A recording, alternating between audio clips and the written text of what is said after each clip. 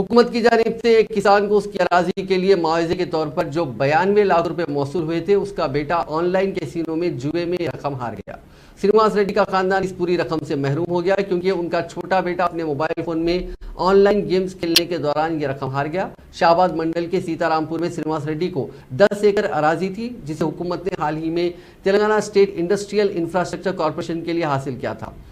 10,50,000 فی ایکڑ کے حساب سے اسے معاوضے کے طور پر 1,05,00,000 روپے حاصل ہوئے تھے۔ اس رقم سے وہ حیدرآباد کے مضافات میں شمس آباد منڈل کے ملا پور میں نصف ایکڑ اراضی خریدنے کا خواہاں تھا۔ اس نے 70 لاکھ روپے کے لیے ایک معاہدہ بھی کر لیا تھا اور ایڈوانس کے طور پر 20 لاکھ روپے ادا کر دیے تھے۔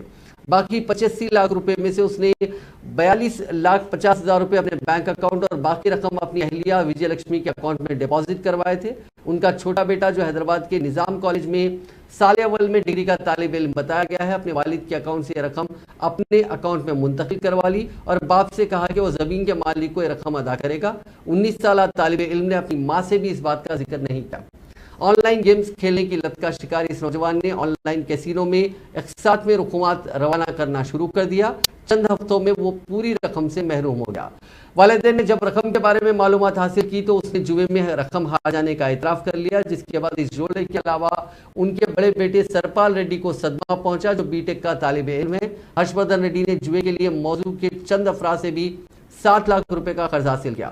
سرینواس ریڈی نے سائبر آباد پولیس کمشنریٹ کے سائبر کرائم پولیس سے رجوع ہو کر اپنی رقم واپس دلانے میں مدد کی خواہش کی۔